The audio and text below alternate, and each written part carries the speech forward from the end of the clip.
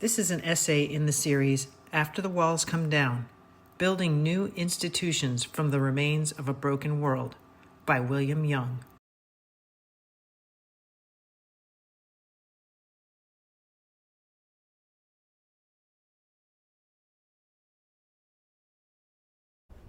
Sustainability relates to the ability of people to live safely on Earth for a long time. It is about the long term. A 1987 United Nations report defines sustainable development as meeting present needs without compromising the ability of future generations to meet their own needs. In the short term, it means not extracting more than ecosystems can safely regenerate. Most policymakers and individuals have trouble thinking beyond 2050 or 2100. For the Earth to be livable beyond that point, humans must put truly sustainable systems into place, which means livable for people far beyond 2100. The actions taken now will affect unborn future generations who will be on the planet long after all people now alive have joined the choir invisible. The Iroquois nation in North America has a principle that decisions made today should result in a sustainable world 7 generations in the future. William McDonough, the former Dean of Architecture at the University of Virginia, uses the example of a cherry tree as a sustainable system. It makes thousands of blossoms so another tree might germinate, take root, and grow. The tree's abundance is useful and safe. After falling to the ground, the blossoms and leaves return to the soil and become nutrients for the surrounding environment. A cherry tree is a closed-loop system based on the concept that waste equals food. McDonough says that every particle contributes in some way to the health of a thriving ecosystem. When the tree eventually dies, its nutrients go back into the soil to nourish further life. No waste remains as waste. This cyclical system is powered by the sun and constantly adapts to local circumstances. Human industry generally is a one-way, linear, cradle-to-grave process. Things are created and eventually discarded, usually in an incinerator or landfill. McDonough says that unlike the waste from nature, waste from human industry is not food. It is often poison. He contrasts the output from the two conflicting systems, a pile of cherry blossoms and a heap of toxic junk in a landfill. Replacing cradle-to-grave systems with closed-loop systems would be an important step toward making the world more livable and sustainable. Many humans are losing or have lost contact with the natural world. One reason has to do with demographics. In 1800, only about 8% of the world population lived in urbanized areas. In 2007, the Earth, for the first time, had more people living in urbanized areas than rural areas. Urbanites and suburbanites are, for the most part, separated from nature. They might have backyards with trees and plants, and local birds might come to their feeders. Some bird species have adjusted to these disturbed conditions, but one can hardly call these habitats natural. I have a naturalist friend who says that if you know how to identify plant species, you will see that many areas that look green and healthy might actually be large conglomerations of invasive plants that have taken over.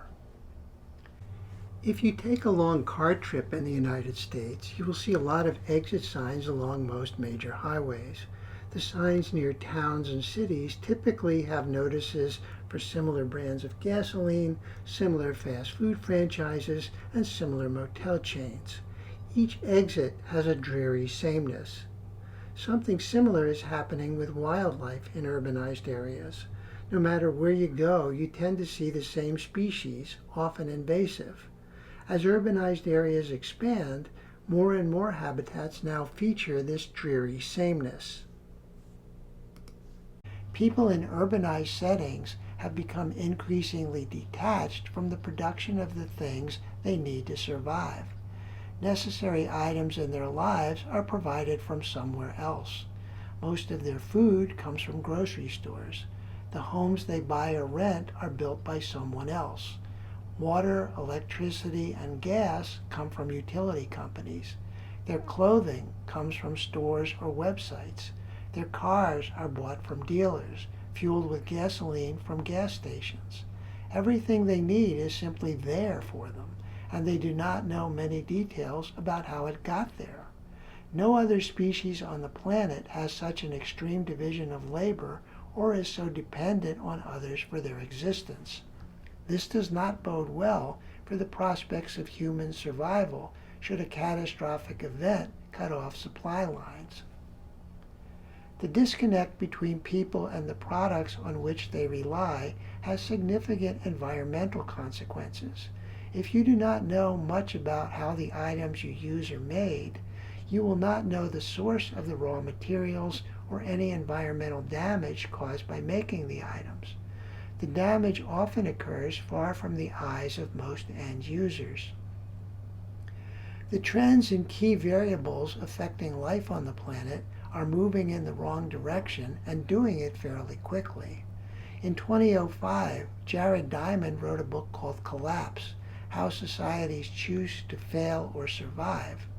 It enumerates 12 environmental factors which can cause societal collapse. The statistics in the book are out of date, but the list of factors remains valid. They are habitat destruction, biodiversity loss, invasive species, overharvesting of oceans, fossil fuel depletion, water availability, toxic chemicals, topsoil loss, increased impervious surfaces, population growth, environmental footprint, global warming. Many of the factors are interrelated. For example, demand from the increasing population contributes to the overharvesting of oceans and habitat destruction, while habitat destruction and global warming are closely connected to biodiversity loss. Diamond believes that any one of the 12 factors can lead to societal collapse, and the early sections of his book feature case studies of past civilizations which have collapsed. When multiple factors are in play, the threat of collapse becomes greater. Understanding and controlling the factors will be essential if humans are to create sustainable societies, especially in the United States and other countries that heavily use the world's resources. Population growth has had a great impact on the environment. The world population in 1650 was about 500 million. It reached 1 billion around 1800, not long after the U.S. Constitution was ratified. It had doubled again to 2 billion by 1925, between the two world wars. It had reached 4 billion only 50 years later in the mid-1970s. By 2022, it had doubled again to 8 billion. Also in the early 2020s, India's population became greater than China's, with each approaching 1.5 billion people. China and India combined now have more people than the total population of the Earth in the early 1950s. Humans are in serious danger of entering the world Thomas Malthus warned about in 1798 in An Essay on the Principle of Population. Malthus wrote that human populations grow during times of abundance, but that the growing number of people would eventually outstrip the ability to feed and provide for them. Malthus wrote his essay when the world population was about 1 billion and people were first starting to question whether the resources of the world were inexhaustible. In fewer than 250 years since Malthus's essay was published, the world population has grown 8-fold, and the possibilities of serious resource constraints loom larger. Diamond discussed the difference between the per capita resource use in rich and poor countries. He said that to raise the living standard of everyone in the world to the level of the developed countries would require using 12 times the Earth's resources that were being used when the book was written. No responsible scientist thought the Earth had anything close to the level of resources needed to achieve this. Diamond said the United Nations and other organizations encouraged third world people to aspire to a first world lifestyle, even though such an aspiration could never be realized. When someone moves from a poor country to a rich one, their use of resources generally increases as they adopt the lifestyle of their new country. This is not an argument against immigration. It is a reflection of how modern lifestyles in rich countries have become much more resource intensive at an unsustainable level. In a 2009 column, George Monbiot looked at resource use from a different perspective. He said that the world population was forecast to stabilize around 10 billion, and it could stop growing by the end of the 21st century. When Monbiot wrote the article, this would have meant that the world population would grow about 50% by 2100. Monbiot then looked at what economists were saying about economic growth. Many predicted an annual growth rate of about 3% for the world economy during the 21st century. This would mean total economic output would double roughly every 25 years. If the predictions were to come true, the world economy would grow by 1,600% by 2100.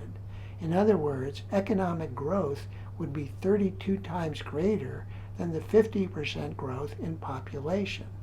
Once again, the world simply does not have enough resources for this to happen. The prevailing view in the economics community is that growth is the only measure of success for an economy, and the more growth, the better. Anyone who questions the idea that economies will and should grow unimpeded forever will be shouted down, ridiculed, or ignored. In 1972, 3 scientists from the Massachusetts Institute of Technology published a book called The Limits to Growth.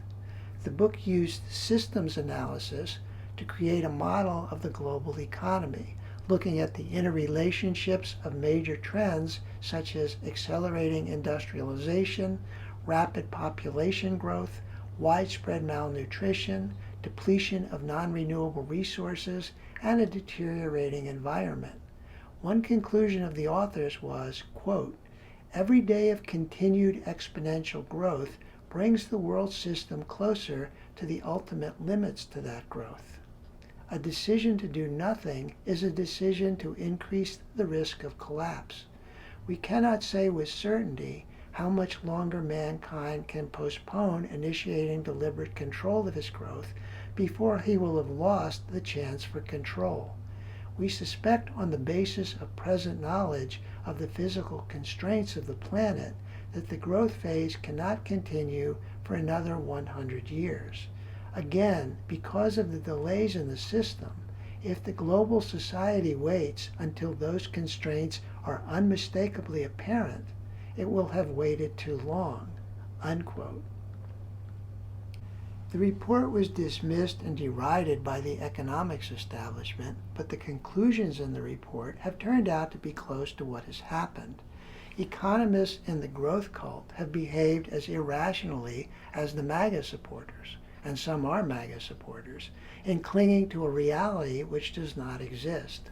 Donella Meadows, one of the authors of The Limits to Growth and a leading early practitioner of systems analysis, said in a 2001 interview, about 30 years after the report came out, quote, "The way we thought about the future was utterly logical. If you tell people there is a disaster ahead, they will change course. If you give people a choice between a good future and a bad one, they will pick the good. They might even be grateful. Naive, weren't we?" Unquote. Some environmental activists have sought to criminalize the destruction of the environment that results from the relentless pursuit of growth. Ecocide is defined as the mass destruction of nature by humans. Making ecocide a crime would mean that business executives and governments would be criminally liable for the environmental harm they cause. Among people who have supported the idea of making ecocide a crime are Jane Goodall and the former Pope Francis. The environmental lawyer Polly Higgins, who died in 2019, unsuccessfully lobbied the United Nations Law Commission to recognize ecocide as an international crime against peace. About 50 million square miles of land on the Earth are ice-free. Humans have directly transformed more than half of this land, mostly converting it for agriculture, cities, suburbs, logging, and other purposes. Only about 3% of the Earth's surface can now be considered true wilderness, unchanged by humans. For me, the degradation of habitats and the decline of wildlife are not abstractions. I have spent a significant portion of my life studying birds and nature. I have written a book and taught numerous classes about birds, and I have read many reports about the decline in the total number of birds.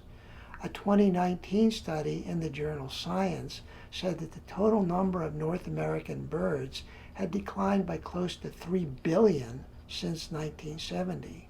Among the reasons were habitat loss, window strikes, pollution, pesticide use, cats, and climate breakdown, all caused by human activity. 5 years after the Science study was published, the annual State of the Birds report said that the number of North American birds continues to drop. Duck populations, which had been a bright spot in previous State of the Birds reports, were also trending downward. I do not need to read such reports to know that the number of birds has sharply declined. I have seen it with my own eyes. We have not yet reached the silent spring which Rachel Carson wrote about in her pioneering work about the effects of pesticide use, but the springs have become a lot quieter. Spring is the favorite season for many birders where I live in the mid-Atlantic region of the United States. Colorful migrant songbirds pass through, and some remain to nest. Among them are beautiful birds such as the wood warblers, scarlet tanagers, Baltimore orioles, indigo buntings, and many others. I still see them, but not nearly as many. On a morning in early May in the 1980s, experienced birders typically could see more than 20 species of warblers and good numbers of many of them. Now they usually see 10 or fewer species and not many of each. Some species have been extirpated from places where they used to nest. For many years, I have been a compiler for the annual Christmas bird count, during which people from all over the United States and many other parts of the world count the number of birds they see and hear on a date somewhere around Christmas. The count was started in 1900 by the ornithologist Frank Chapman, who did not like the tradition of men competing on Christmas Day to see how many birds they could shoot. Chapman suggested that people count birds rather than shoot them. I compile Christmas bird count numbers for an area along the Potomac River in Washington, D.C. Over the years, the counters have found fewer and fewer waterfowl in the river or in an adjacent wetland area. The reason could be that the waterfowl are staying farther north because of warmer temperatures. It could be connected to a scarcity of food in the water. For whatever reason, the waterfowl are not present. Many people develop an interest in birds after a sighting which makes a great impression on them. For Roger Tory Peterson, who probably did more than anyone else to make Americans interested in birds, the gateway bird was a flicker, a type of woodpecker, whom he saw injured on the ground. As the number of birds declines, people who look for birds will find fewer of them, and there is less of a chance they will see a gateway bird that causes them to become excited about birds and nature. The decline in the number of birds also has worsened the problem of shifting baselines. Many younger people living now do not understand how wildlife has declined compared to past years. What is typical now is their baseline, and they are accustomed to living in a world with much less wildlife. The science of phenology deals with when seasons begin and end. Trees in my favorite birding venues are leafing out earlier in the spring than in past years. For migrant songbirds, earlier leaf growth can cause problems. Spring migrants must fly long distances from Caribbean islands or from Central and South America to their breeding grounds in North America. A high percentage of songbird mortality occurs during migration. Birds flying northward from distant places generally know to start migrating based on the amount of light in the day. As the amount of daylight in each spring day becomes greater, the birds sense it is time to head north. Their migration has been timed to coincide with peak abundance of protein-rich insects to feed on when they stop along the way. Many insects are most plentiful in the spring. They emerge based on temperature rather than the amount of daylight. They feed on plants growing in the spring. The plants increase their growth based on temperature or the amount of moisture in the soil. For thousands of years, the timing of plant growth, the emergence of insects, and spring bird migration have been in sync. In recent years, phenologists report this is no longer always the case. Some plants might come out at a different time than the insects. When the migratory birds arrive during the longer, warmer days, the leaves might already be out and the insects might be past their peak abundance. The birds then will spend more time and effort to find enough food so they will have the energy to fly to their breeding grounds to select a territory and begin breeding. In recent years, some bird species near where I live are arriving earlier in the spring, possibly to adjust to the heating climate. Doing so might be risky.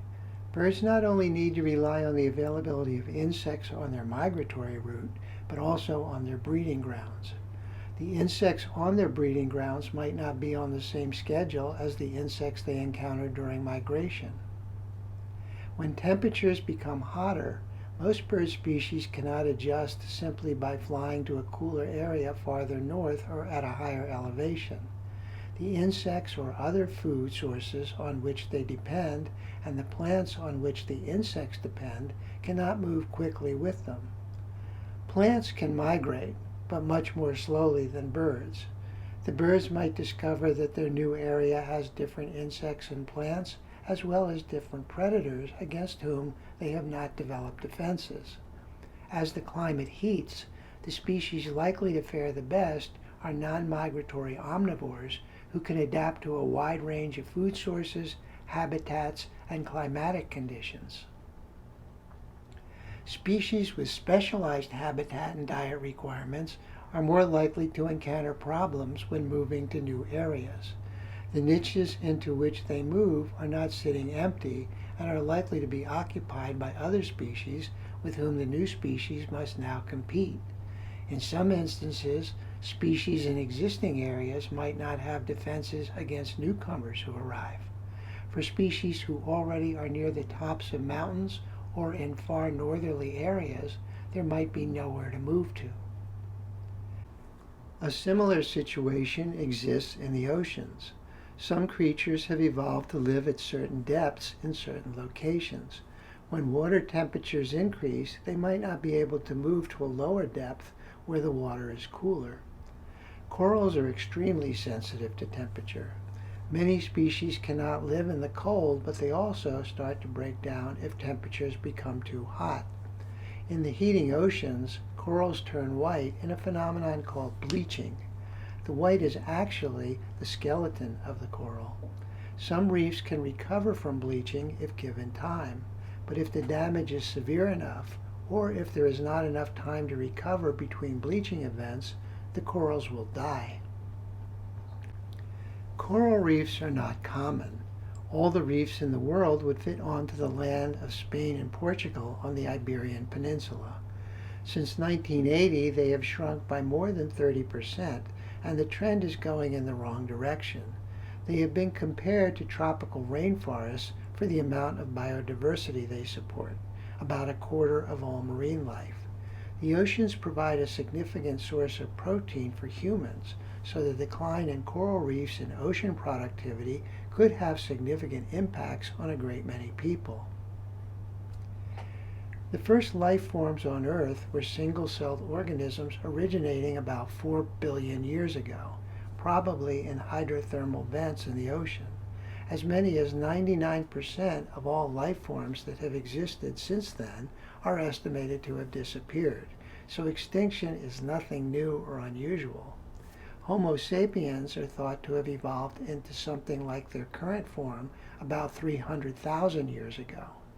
That means that life on Earth has existed for about 99.99% of the time without humans.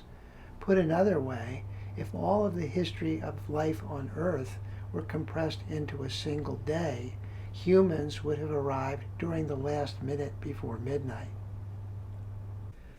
Until very recently in the Earth's history, all vertebrate life, creatures with backbones, was wildlife. Today, wildlife accounts for only 3% of the world's land animals.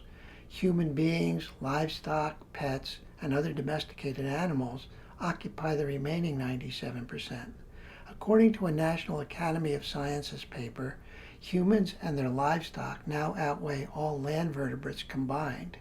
Among birds, all domestic poultry now weighs more than twice as much as all the wild bird species in the world combined.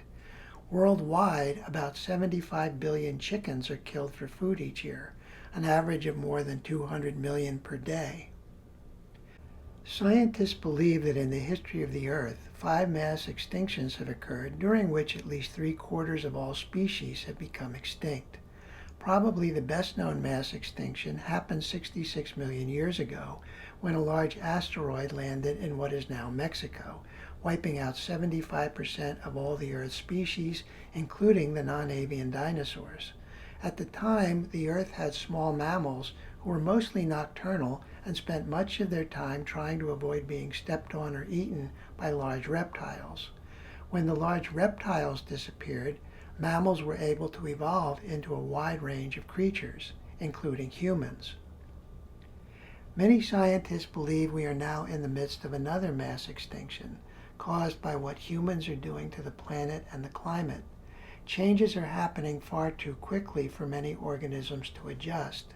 In previous mass extinctions, the remaining life forms were able to adapt to the new conditions, and new life forms evolved.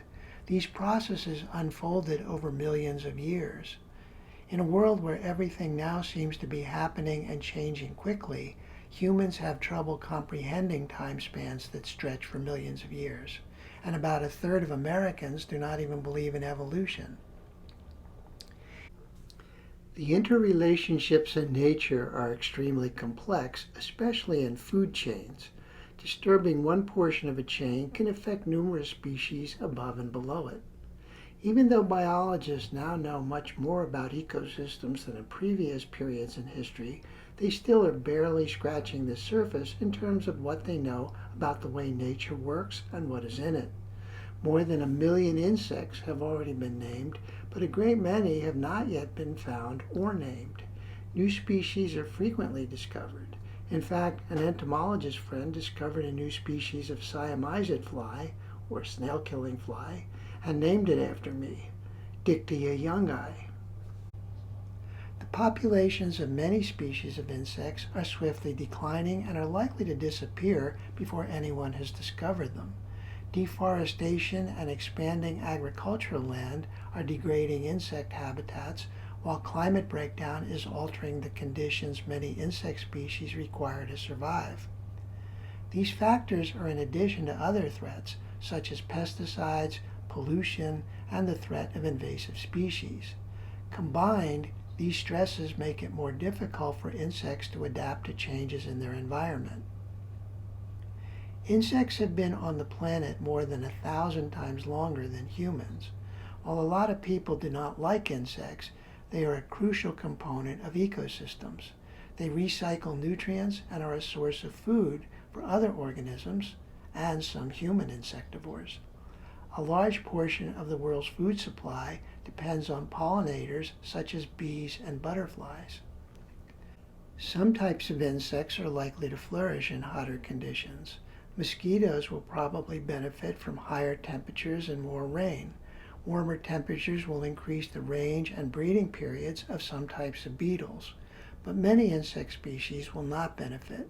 For bees, the warmer temperatures are affecting their ranges, their interactions with other species, and the blooming schedules of the plants on which they depend. Bumblebees are disappearing from the southern edges of their range in the northern hemisphere because they are overheating in their furry coats. Moths and butterflies have declined by more than a third since the 1970s. The harming of the environment by the MAGA regime is every bit as reckless as their efforts to dismantle government departments, except that many acts of environmental degradation are more difficult for the public to observe. The MAGA regime is also firing and withholding funding from biologists studying the natural world, so the public will hear less information about the destruction. People trying to preserve the environment have to win every battle. Those trying to destroy it need to win only once. When habitat is clear-cut or paved over, it is gone and not likely to come back anytime soon. Although many American environmentalists are deeply concerned about biodiversity loss in the Amazon, which is a serious concern, a lot of biodiversity loss is occurring right under their noses. Since 1600, about 90% of the more than 1 billion acres of virgin forest in the continental United States has been cut down. What remains of American habitats is now experiencing death by 1,000 cuts. The destruction is proceeding at a subtle but relentless pace. Areas are being developed, roads widened, new buildings built. Lot by lot, acre by acre, the land is being built up and paved over, and biodiversity is declining. Stopping the decline in wildlife must involve participation from all people in society. Many MAGA supporters do not care about the environment, and they regard environmentalists as tree-hugging liberals. But the American environmental movement also has not had much participation from people of color. While some environmental organizations have made an effort to diversify their membership, some African Americans continue to regard caring for the environment and nature as white people's activities.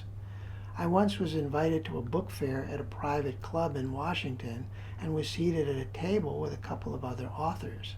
An author at my table who had written a cookbook said to me, "This is the whitest crowd I've seen in a long time." I replied, "You haven't been to a bird club meeting lately." The infrastructure already in place is a major barrier to environmental sustainability. In many areas, housing and shopping has been laid out to make owning a car almost a necessity. Far more money in America has been put into road construction than into public transport. I spoke with someone who told me it takes her about 20 minutes to travel from work to home by car, but 2 hours to get there by bus. Cities all over America are cutting public transportation service, which disproportionately affects low-income people while encouraging more people to drive. The tech world in which we now live causes significant levels of emissions and environmental damage. Mobile phones require energy. Desktop computers and laptops require energy. Televisions use a lot of energy. Other electronic devices require energy. Powering electronic equipment now generates an estimated 4% of total greenhouse emissions. Unless a greater amount of renewable energy is used to charge these items, the level of emissions is expected to increase as more devices are sold. And electronic waste is the fastest growing waste stream in the world. Less than 20% is recycled. Google uses more energy than a lot of large American cities, and the digital currency Bitcoin uses many times more energy than Google and more than many entire countries. Some jurisdictions are now questioning whether the jobs generated by locating data centers in their area are worth the need to provide the massive amounts of energy and water required for their operation. Water is a huge environmental concern. People often can survive if temperatures rise, but they cannot survive without water. In some areas, water supplies have become critically low. In the 2010s, during the water crisis in Cape Town, South Africa, citizens were allocated only 50 liters of water per day, a little more than 13 gallons, for drinking, washing, and sanitation. In many areas of the world, including the United States, aquifers are being depleted at a rate much faster than they can naturally recharge, making future water shortages for homeowners and farmers likely. Producing livestock uses enormous amounts of water. Raising a steer can require thousands of gallons of water. When the United States imports beef from Brazil, it also imports all the water to produce it. People on the East Coast who buy produce grown in California also are buying the water to produce it. One can make similar calculations for the energy used and the pollution generated by various products. One reason air and water quality has improved in the United States is that the pollution that formerly was generated by items produced domestically has been exported to the countries where the items are now made. Once a product is introduced into the marketplace, the producers of the product will fight to keep it there, no matter how much environmental damage it causes. A primary example is plastic, one of the most widely used materials in the world economy. Think of plastic bottles, bags, food packaging, clothing, car parts, construction materials, medical devices, and lots more. Plastic is chemically stable, lightweight, water and shock resistant, has low thermal conductivity, and has good insulation properties. Some of it is transparent. In 1950, only about 2 million tons of plastic were produced worldwide. Since then, more than 9 billion tons have been produced, and about 400 million tons of new plastic are produced each year. Many of the qualities that make plastic so versatile for human use are the same ones that have created environmental problems. Most plastics are made from fossil fuels and have been developed to be sturdy and not degrade. Various antioxidants and stabilizers are added to prolong the working life of plastics, and they further slow the degradation process. These qualities make plastic waste on land and in water a major problem. Microplastic pollution is making many creatures on Earth part plastic. Humans are inhaling microplastics from the air and ingesting troubling amounts of it from food and water. An estimated 8 million tons of plastic go into the oceans each year and comprise 80% of the debris found in marine ecosystems. The ecologist Carl Safina said in his book Eye of the Albatross that it is doubtful that any living albatross chick is free of plastic. Globally, less than 10% of plastic waste is recycled, and a bit less than a fifth is incinerated. The rest either goes into landfills or enters the natural environment. Plastic recycling experienced a major setback in 2018 when China announced it would no longer accept 24 types of waste because what was being sent was too contaminated. A lot of plastic recycling results in the production of unrecyclable plastic. William McDonough says most of what we call plastic recycling is actually downcycling. The plastic bottles put into recycling bins typically are transported to a processing center. Most will not be made into new plastic bottles because the plastic is often contaminated with glues, labels, and dyes. Instead, they are made into plastic benches, speed bumps, lining for coats, and other things. McDonough said that when these items have outlived their usefulness, they go to a landfill. Recycling is a brief detour for the plastic on its way to be burned or dumped. Depending on what is done with the plastic, it can be an energy-intensive detour that generates greenhouse emissions. The law of conservation of mass says that matter cannot be created or destroyed. When substances break down, they do not disappear. The chemicals in the substances assume a different form. Most carbon in plastic waste is likely to end up in the atmosphere as a greenhouse gas. Some might end up as carbon dioxide, Some might end up as methane. The fossil fuel industry is using oil and natural gas, which are finite resources, to make cheap throwaway plastic items. The biggest disposal problems involve single-use items, such as plastic bottles, plastic bags, plastic food containers, plastic cups, plastic straws, plastic utensils, and a lot of other plastic junk. Cigarette butts are made of cellulose acetate, a type of plastic. The Coca-Cola Company produces about 100 billion of the roughly 500 billion plastic bottles used by soft drink manufacturers annually. The other big plastic polluters of the world, Nestle, Unilever, and Procter & Gamble, collectively churn out billions of tons of throwaway plastic packaging every year, despite the fact that no waste system anywhere could possibly handle the volume of disposable plastic being produced.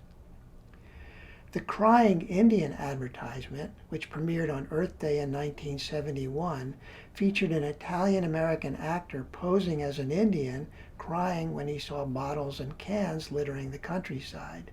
This ad was part of a massive deflection campaign by the beverage industry, which sought to blame consumers who bought bottles and cans rather than the corporations who sold them. The point was to emphasize the need for greater individual responsibility rather than government regulation. The campaign was successful, which is one reason plastic pollution is so bad today. Similarly, the concept of the ecological footprint calculator was part of a deflection campaign by BP in the early 2000s to shift responsibility for addressing the climate crisis to consumers. That campaign was derailed by the 2010 Deepwater Horizon oil spill, which sent 210 million gallons of BP oil into the Gulf of Mexico. A possible solution to the problems with plastic waste, electronic waste, and other types of waste would be to require all producers to take back their packaging and, when applicable, products after consumers are finished with them.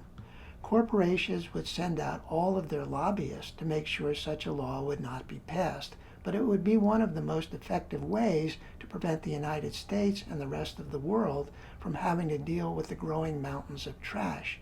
Currently, all the disposal responsibilities and costs are shifted onto the places where the products are used.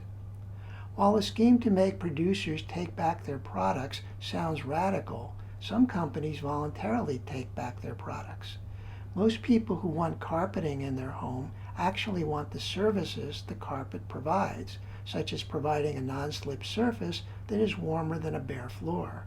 They can have these services without owning the carpets, and some companies are renting carpets to homeowners. When the carpeting wears out, the company takes it back and replaces it with new carpeting.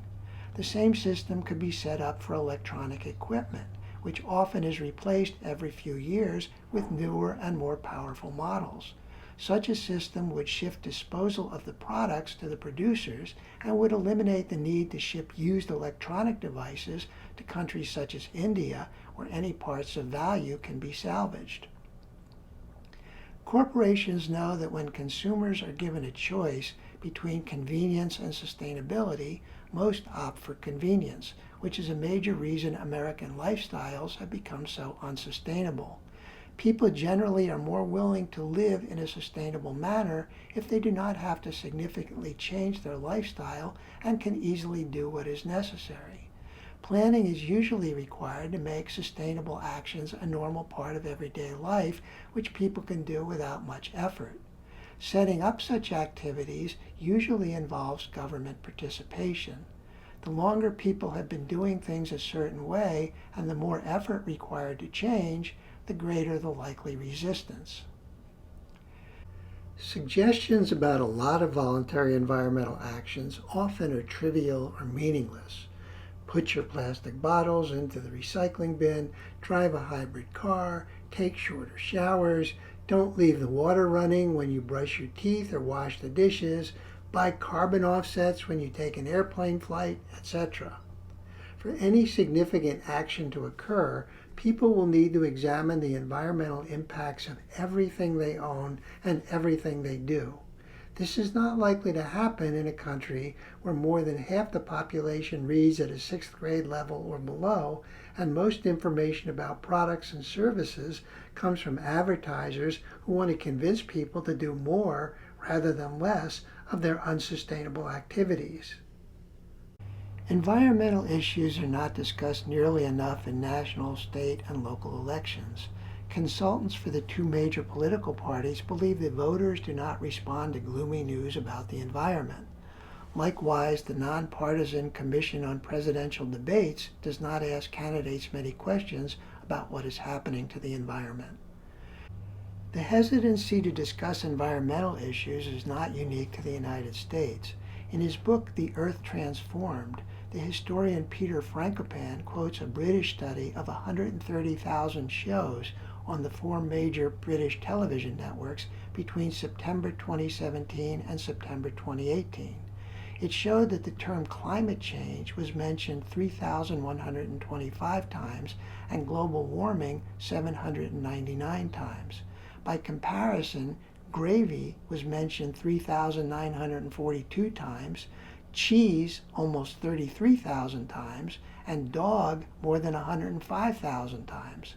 In a follow-up report published in the autumn of 2021, climate change was mentioned marginally more than goldfish and slightly less than Shakespeare. People throughout the developed world need to become much more concerned about environmental issues. Many life forms on the planet, including humans, are in deep trouble, and their long-term survival is seriously at risk. Outside of nuclear war or a lethal worldwide pandemic, the biggest threat to human survival is climate breakdown. Unless significant changes happen quickly to stop carbon emissions during the next 10 or 15 years, the planet could be toast, both figuratively and perhaps literally. Because of the size and scope of climate breakdown, the next essay will be devoted to explaining why those who are building walls to block meaningful climate action pose an existential threat to humanity.